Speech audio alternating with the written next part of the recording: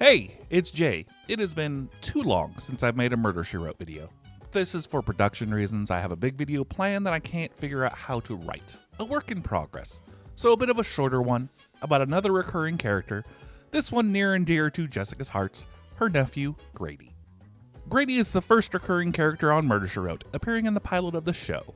He is Jessica's nephew, an accountant who lives in New York, where he is unlucky both in love and career, as he has a different job and a different girl that he's making faces at every episode. A young, hapless dork who has just unwittingly been suspected of murder 3 or 4 times. Always in the wrong place at the wrong time, it is a good thing he has a famous mystery-solving aunt, otherwise he would be in prison taking the rap for embezzlement. He's played by Michael Horton, who does this role perfectly, a handsome young guy who doesn't appear to have a thought in his head. Constantly amazed and bamboozled by all the murder going on, lucky to have Jessica there to get him out of the mess he stumbled into. Michael worked in television for about 2 decades, more as a voice actor than on-screen, although he did play the alien 7-9 got killed when she hallucinated him violating her, so that's something. I prefer to remember him as Grady.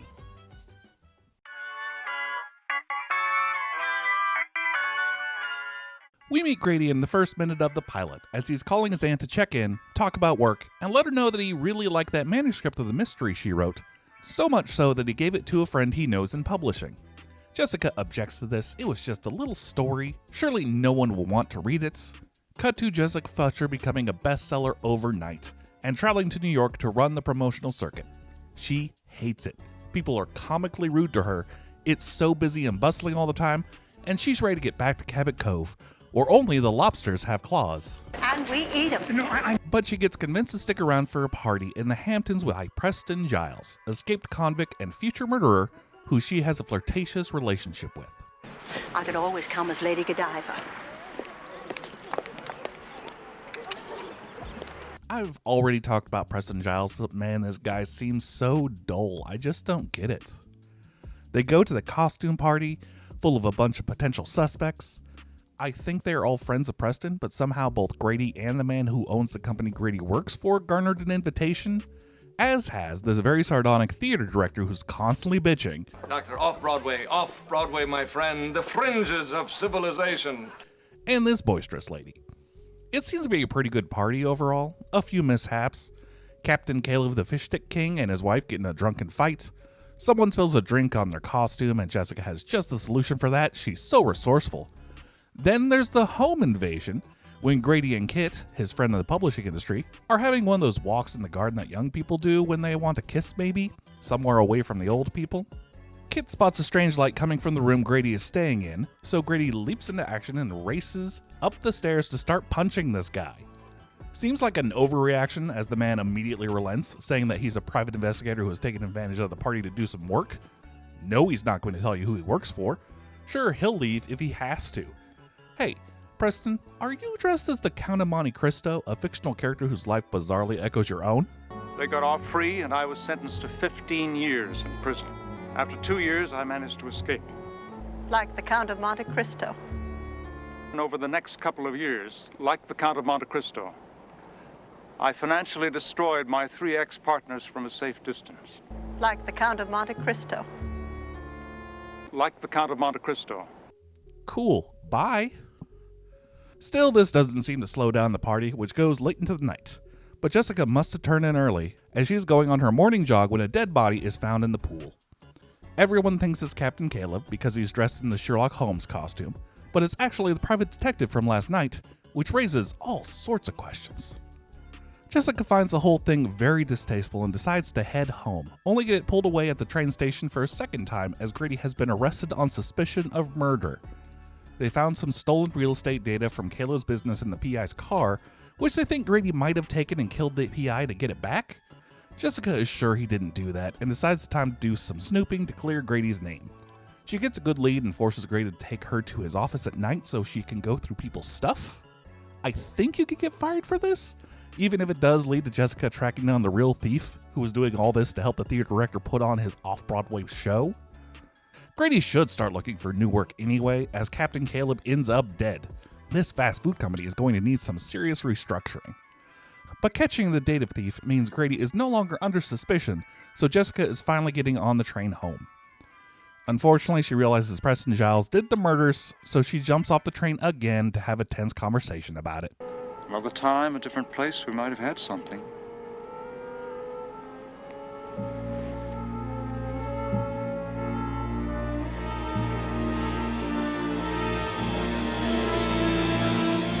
Like the Count of Monte Cristo, I'm going to talk to Gunderson. Would you go with me? He turns himself in, and she is finally getting the fuck out of here. Worst week of her life. She is never coming to New York City ever again. Grady, I'm not coming back to this city. Not next month, not next year. Hey, I know. Good morning. You're Ahmed. Correct, madam. Right. Now, is there anyone who can help? The next 6 episodes featuring Grady have him at his most remembered, single, hapless, and barely hanging on to his career. You might think someone related to Jessica Fletcher would not be so incompetent, but hey, he's a nephew. He's got major nephew energy. Let's loosen the order for a little list, from least to most buffoonish display from our young idiot. Grady doesn't come off too badly in this episode where he is taking care of his Aunt Jess while she is in bed rest for a bad back. The worst thing he does is have a fairly limited culinary palate, providing almost exclusively tuna dishes for every meal. Tuna surprise. Oh, darling, you've been surprising me all week. But he is at least paying attention to details and doing legwork for this weird mystery that dropped into Jessica's lap when she just hears about a murder being plotted on the telephone during a storm. I'm terribly sorry. It must be the storm, but Okay, but the old man must be killed tonight. Yeah, well, the price has gone up. 25 grand cash. Everyone thinks she's going stir crazy, because come on, what would be the odds of that happening? But Grady knows his aunt usually knows what she's talking about, and it gives him a chance to flirt with a girl he had a crush on in high school, so Grady goes along with it. Eventually, Jessica is able to identify the voice she heard when a suspect goes on TV while holding the cat he hates because he has allergies, and Grady microwaves up a pepperoni pizza in celebration. Grady, I could kiss you. Then he leaves to go help move some sandbags and isn't around when a woman breaks in to murder Jessica. Not his fault, they thought the case was wrapped up. She kicks Grady out shortly after they handle that. She is rested enough, and also the young lady from before is leaving on the bus to New York, so Grady should hurry. She never returns his calls. Jess is headed to Grady's apartment to stay for the weekend, to find the whole place is being fumigated or something. Roaches as big as your hand. Grady has already taken care of it though. He's got a friend in the hotel industry, by which he means an old college friend, Gary, who's in a May-December relationship with this hotel heiress. Tensions are high because an old flame of Gary's is constantly hanging around. Gary tries to set Grady up with her in hopes this will fix the problem somehow, and it kinda does, since shortly after that Grady finds her dead in her hotel room and catches Gary in the mirror fleeing the scene. The inspector on the case can't be bothered to actually do his job, he just came from the ballet, and immediately suspects Grady because he was alone with the corpse, which he only thinks because Grady won't tattle on his friend. His friend pressures him to sneak back into the crime scene to grab something for him, where Grady gets caught, and it's only Jessica demanding the inspector stop attending galas and investigate that keeps Grady out of jail. Inspector, if you would spend more time on this case and less time at art exhibits, you would know that Gary Harper didn't always have money. Gary proceeds to bribe hotel security into falsifying evidence against Grady, which is only stopped because Grady catches him doing it. This guy is a pretty shitty friend, really. He didn't even kill her, he's just worried because he's the likeliest suspect since he was secretly married to her and she was blackmailing him about it. It was actually the hotel manager who wanted to get in on the blackmail action, taking advantage of a fall. I respect Grady sticking to his guns here, refusing to accept Gary's charity after he betrayed him like that. He insists on paying for his weekend stay as he leaves, which comes out to over $2,500. $2,500? For 2 nights and a lousy meal at a restaurant? I'm terribly sorry, Mr. Fletcher. There's been a mistake. Thank you. They forgot to add your restaurant charge. Excuse me.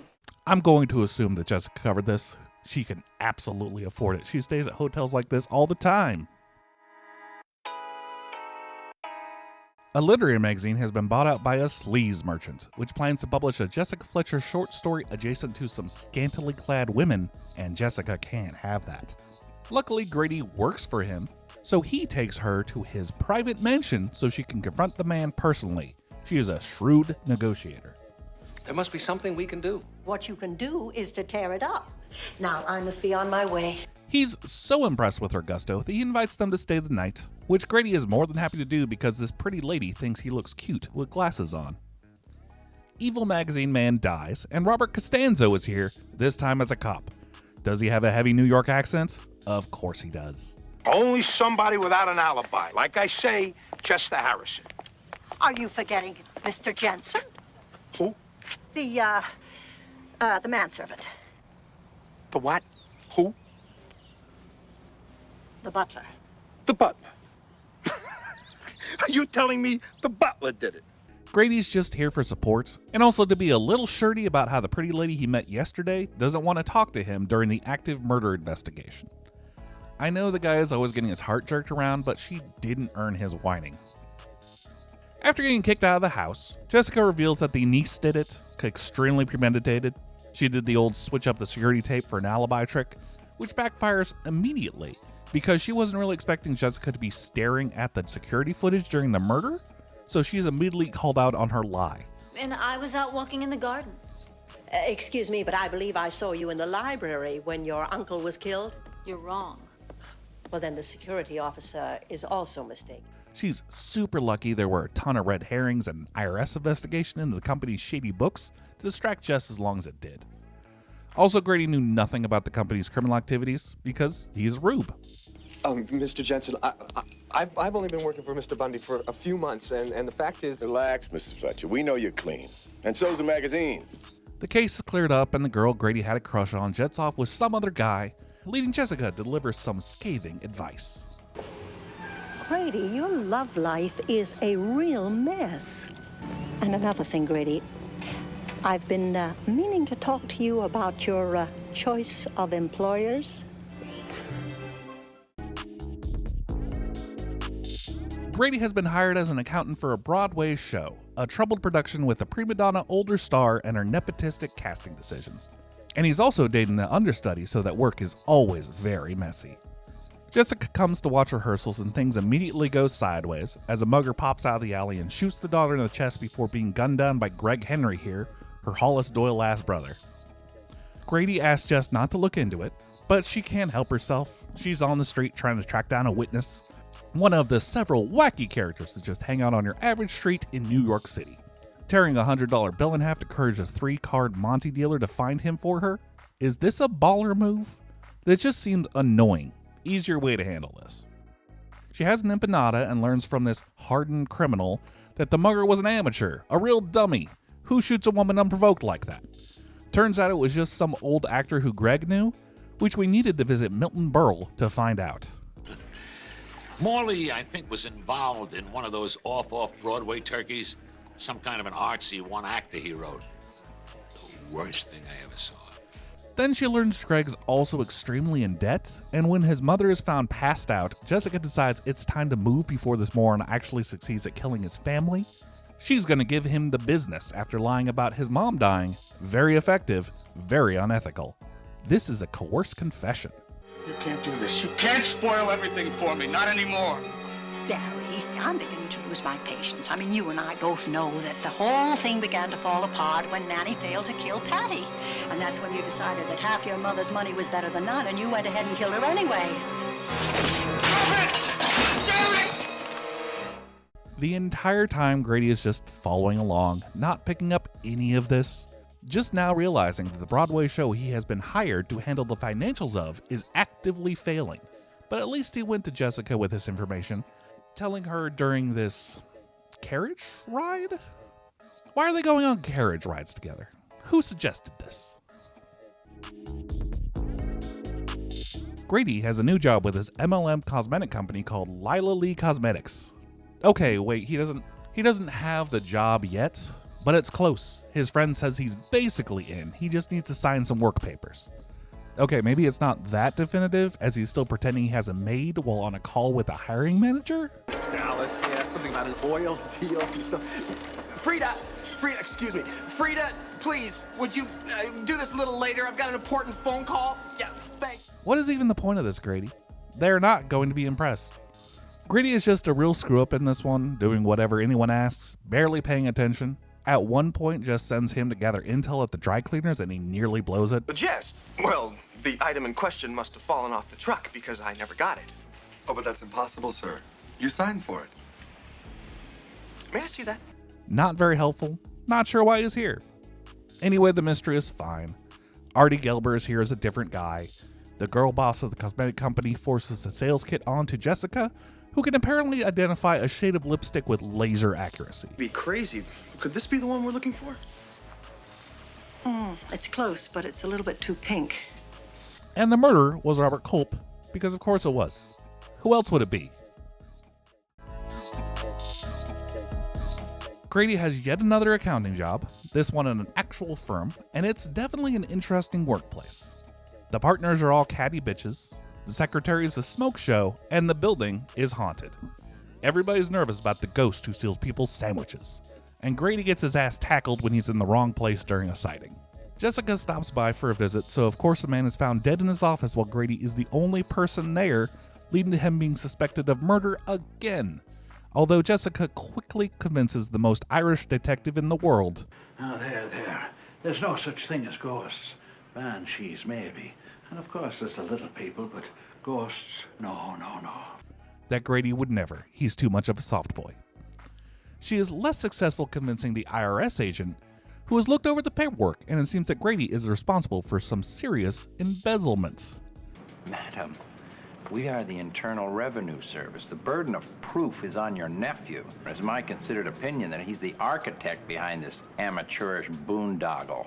Just, my God, Grady, you've only had this job for like a month.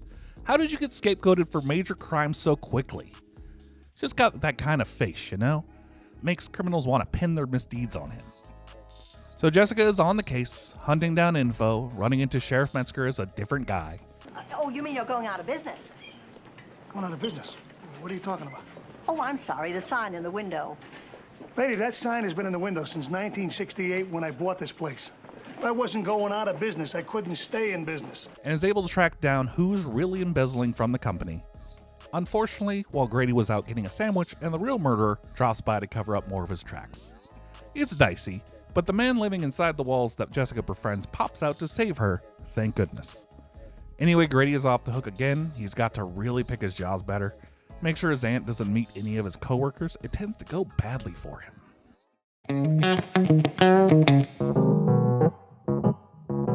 Jessica's once again in New York going to visit Grady at the restaurant he advised her to invest in, against the better judgment of her taxi driver. Hey, you take my advice, lady. You'll get out when the going's good. Last year, I took a lot of fares to a Serbo-Croatian place at that address. It was doing good, too. Upon seeing the restaurant, oh, absolutely, you should not have invested in this. Alice's Farm Restaurant, a country-themed gourmet experience located in this neighborhood where dreams go to die, where the maitre d' is selling both reservations and backstock in the most disrespectful way possible, and the owners are ignoring it because they're busy with their own bullshit. But he's particular about this restaurant because it's where his fiancée works. That's right, Grady has found a girl who agreed to marry him, and she's just as much of a nervous wreck oddball as he is. This is Donna Mayberry, soon to be Donna Fletcher, and she's played by Michael Horton's real-life wife, Debbie Zip. They are pretty cute. For some reason, they dress them the same in this episode, like she's just another Grady because they're both accountants, and this is how accountants dress. She doesn't want to be an accountant. She's only pursuing a career because her father runs a huge firm and she felt she had to as an only child. But she'd prefer to be a homemaker and is worried Grady would be upset about that. Meanwhile, Grady is over here talking about how he doesn't want a career woman, he wants a wife, but believes in women's lib because his aunt is Jessica Fletcher, self-made billionaire, and it would be stupid for him to ever suggest women can't do whatever they want. Also, he's afraid of meeting Donna's father because he was fired by him in the past. Lasted 3 whole days at that job. And they have to get to the Hamptons to meet them tomorrow morning. They have to keep delaying this trip, however, because a dead body was found in the restaurant's freezer, and the detective keeps demanding financial information from Donna to track down a motive. It is actually really funny that they are 1 foot out the door the entire episode. She's constantly looking for an excuse to not investigate this crime. She has somewhere to be. Lieutenant Robb, I really can't understand why you expect Donna to do your work for you. Hey, I work plenty hard. She relents, of course, figuring that if she solves the case, they can get out of here, and discovers a web of gossip and secret relationships. Sonny Bono has been buying stolen goods for his mostly empty restaurant. Hey, Valentino, knock off the ambiance tape. Besides, there's no one listening anymore. And hilariously, she eats some of the murder weapon, a yellowtail fish. But her distracted state means she missed all the clues until after Donna suddenly breaks off her engagement with Grady, and after a dumb conversation about a cork sign by Ernest Hemingway. Do you believe that guy said Hemingway signed his cork? She realizes what Donna was trying to tell her in the cab. She knows who killed the maitre d'. It was her. Last night when she came to talk about the books and he tried to cut her in his rabid theft scheme and got violent and belligerent when she said no. She swung a fish at him in self-defense, slashing his artery and killing him, and she's just been keeping it to herself all day because she's terrified and it's been a really stressful day and this detective won't stop yelling at her. Jessica comforts her and they go to the police, who decide not to be hardasses about this and will take care of it. It was clearly self-defense. She can go to the Hamptons as long as she's back on Monday to make it official. Everybody is relieved and speaking their truths, and turns out they secretly wanted the same thing. Hooray. Also, it's not a big deal that Mr. Mayberry fired Grady once. He fires everybody because he's an asshole. He's awful, I tell ya. But first, a more loathsome character.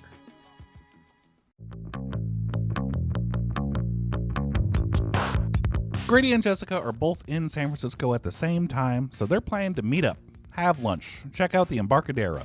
Unfortunately, she ran into that scoundrel Michael Hagarty at the airport, and he offered her a ride to her hotel.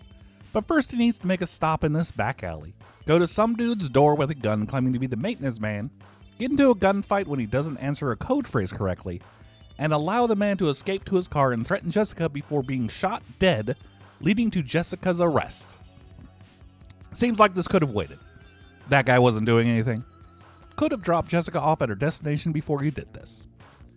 Things get worse when Jessica is incapable of convincing the cops that she is in fact Jessica Fletcher, famous author, as they got a call that her luggage was stolen, and so she's probably an international assassin of some kind. Grady drops by and denies he knows her, leaving Jessica in prison until they can sort this out.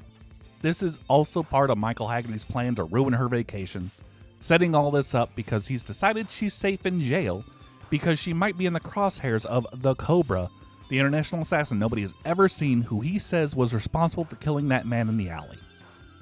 This episode is doing a specific thing that I think kind of works if you don't think about it, where we were doing spy stuff, and spends a lot of time focused on random characters to keep us second guessing who the Cobra is. Who can you trust from this shadowy group of individuals surrounding this event? Is it John Rhys Davies, the British intelligence agent who has been banished to San Francisco? Is it this other British agent who's convinced Hagarty is going rogue? Is it this cool black cop who has a convoluted backstory? Is it this reporter lady who will not stop stalking around the hotel lobby? The problem with it is most of it is red herring stuff that doesn't make any sense even when explained, and makes a bunch of scenes a complete waste of time. Like every scene with John Rhys Davies, and this scene where the Cobra is pretty sure he's seen this guy somewhere. Haven't we met somewhere? I don't think so. You know, I'm sure I've run into you before. Paris? I don't know how they do shit in Miami, but it is pretty weird this guy just starts snooping through Jessica's hotel room. What the hell was he doing in here? Grady spends the whole time upset and concerned, as he should be.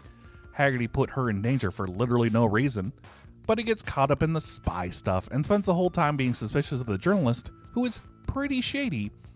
But he's such a mishap magnet that when he gets a call from Donna, his fiancée, the journalist won't stop yelling things that sound very suspect without context. Anyway, the Cobra comes to kill Jessica after she hides his payment from him, a cool stamp, and Hagarty catches him, and somehow this whole thing is cleared up and they're all laughing about it already. Grady, call a cab. No. Stop. Chastise this man. He endangered your life so many times. Ugh.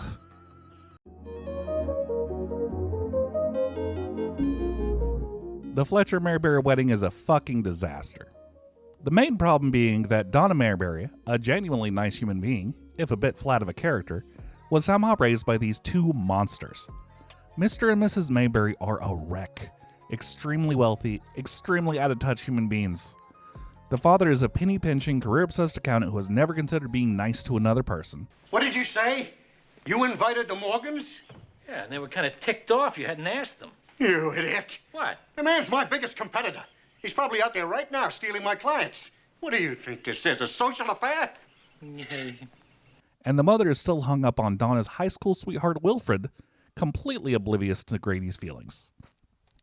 Oh, of course, Grady. Although I do wish I didn't keep seeing Wilfred waiting by the altar. Wilfred? Wilfred Wynne III, Phi Beta Kappa. I know they are supposed to be funny. I am supposed to laugh about how infuriating and useless these two are, but they just absolutely suck.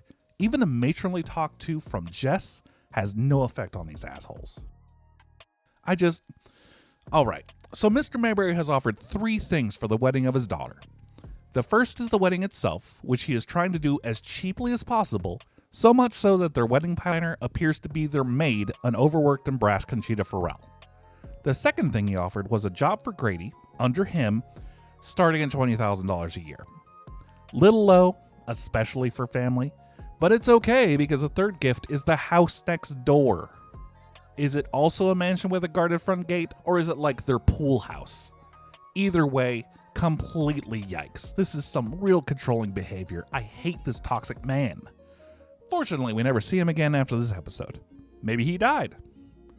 So it's a pretty awful weekend. Terrible dinner service, terrible company, there's a sex pest here, and also the maid gets murdered. I knew this was gonna happen. She is discovered by 2 young boys, and somehow they're able to keep this quiet, proceed as normal. This wedding is still happening today, goddammit. We already paid the deposits. Even though the one person who knew where everything went is currently being stashed in the spare bedroom. Luckily, Jessica Fletcher is here to guide everyone, get everyone settled, dealing with the wedding crashers, a very food-motivated old lady, and Wilfred, the old beau, who has turned into a deadhead motorcyclist, which Donna's parents are very upset about. Donna doesn't seem to care, so that's good. And of course she solves the mystery. It was this lady, the new wife of Uncle Ziggy, a southern black widow type who was recognized by the maid. Well, in that case then, I shall refrain from saying another word until I speak to my lawyer. Grady has a pretty terrible time, but he gets through it because he loves his wife, who is a super normal person throughout this entire thing. She is used to all this bullshit, and know they will not be accepting the house, and are planning to elope if this wedding falls through. But it doesn't, and it's beautiful, and Grady is happily married. I'm happy for him. And also, by the way, did you know that Jessica raised Grady? And when Grady came to live with us after that terrible car accident, it was almost like a gift, because we didn't have any children of our own. So, if I do say so myself, Grady really had 4 wonderful parents. It's not clear at what age Grady's parents died in a car accident, but he never mentions them. I'm thinking about the relationship, and it makes sense. He tells her everything. She knows everything about him, who he's dating, what he's up to. They make time to visit each other at least twice a year. He comes to care for her when she's in bed rest. She's his favorite person in the world, but she's also very clearly Aunt Jess. I'm thinking like 8 or 9, maybe older.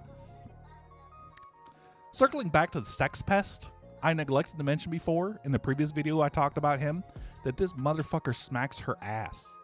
How dare he? What a creep.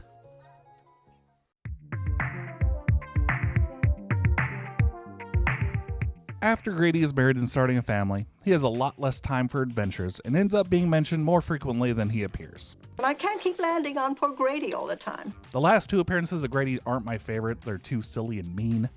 In season 6, we get the Szechuan Dragon, where Grady is the main character as he's house sitting for Jess while she's in London with her identical cousin meeting the Queen. But it's way too goofy.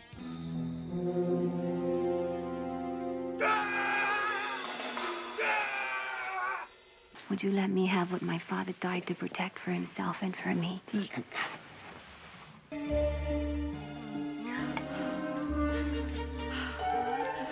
And I've already made a tiny little video about it on my Patreon. Consider the Patreon if you've come this far. It is the only bonus content on there, but if I had a few more subscribers, it would motivate me to actually charge it. Thank you to my currents, I have not been charging you, but I might soon. Fingers crossed. The last episode of Grady doesn't happen until season 11, where he accidentally gets connected with a couple of scammers who use his relationship with the townspeople to con a bunch of people out of their money. Well, small investors, Pete. Look, one of my first jobs was working for a Broadway producer, and that's how he did it. Selling shares. Well, that might be worth a try. Okay. Grady, man, that Broadway play was intentionally organized to fail. That's not the best example. It's embarrassing, really. Surely this guy could catch a break, right? But the con artists are caught before they can flee the country, so everyone gets their money back, and also Grady is eligible for the reward money, and the job in New York just went through. Well, does that make Grady eligible for the reward that was posted by that man in Oregon? Absolutely. Wow. Oh, thank goodness. I was very concerned that things wouldn't work out. Also, Grady had a child, little Frankie Fletcher, named after his uncle. How sweet. That's all the stuff I have to say about Grady. He's a real dork, but his stupid little adventures are fun to watch. He's a good kid. A little too gullible. But he's just a nerd's land who loves his aunt, and even though he's an easy mark, that just makes him more pleasant. Not a dishonest bone in his body. He never sees it coming. An agreeable, stupid little Watson who will at least try to do the tasks assigned. Grady Fletcher, an okay guy.